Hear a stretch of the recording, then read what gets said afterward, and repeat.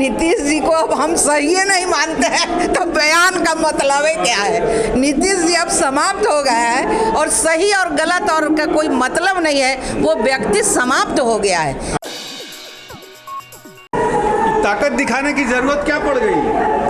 अरे ताकत क्या, गोवर्धन पूजा है और गोवर्धन पूजा में हमारे यहाँ कितने सारे नेता हैं। हमारे नित्यानंद राय जी माननीय गृह मंत्री जी हैं, बहुत सारे हैं, आशा सिन्हा जी हमारी हैं, बहुत सारे नेता हैं। तो गोवर्धन पूजा है तो गोवर्धन पूजा करेंगे तो इसमें ताकत क्या दिखाना है भाई? ताकत का हमको अभाव है जो ताकत दिखाएंगे हम। आपके नेता ही कह रहे हैं कि कृष्ण का आज ये है, कृष्ण जो है कंस से लड़ाई है हमारी। लालू यादव के आपके नेता कंस कह रहे हैं। तो ठीक ही कह रहे हैं, कंस तो वही है। कंस है तो कंस से तो पूरा दुनिया लड़ गया था, तो हम लोग तो भाजपा वाले हैं, तो कंस से लड़ाई तो लड़ना ही है। आप लोगों ने राम पर भी कब्जा कर लिया है, आप लोगों ने कृष्ण पर भी कब्जा कर लिया, अब कौन भगवान बचेंगे? ऐसा है कि भगवान पर कोई कब्जा नहीं करता है, आप लोग तो करते हैं। सवाल ही नहीं उठता है, किया ना, किसी पर नहीं कब्जा किया, लोगों ने नहीं बनने दिया तो हमने बनाने का काम किया। कब्जा भगवान पर, इंसान को ताकत है कि भगवान पर कब्जा कर ले? ये तो विपक्ष वाले कहते हैं। विपक्ष वाले पागल हैं, विपक्ष वाले का दिमाग खराब हो गया है। ईश्वर पर कौन कब्जा करेगा भाई?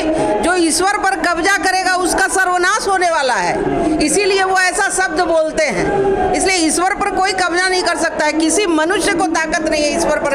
हाँ, हम भगवान को मानने वाले हैं, हम सनातन को मानने वाले हैं, हम धर्म को मानने वाले हैं। राम को लोगों ने वनवास में रखा, राम मंदिर को बनने नहीं दिया तो हमने बनाया। हम तो सनातन के पुजारी हैं, हम राम को भी मानेंगे, कृष्ण को भी मानेंगे, सीता को भी मानेंगे, दुर्गा को भी मानते हैं, हम तो सभी को मानते हैं भाई।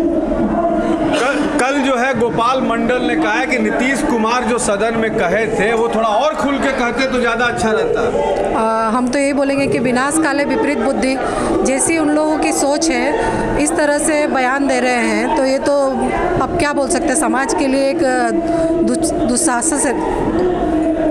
नीतीश जी का बयान को कहाँ तक सही मानती है?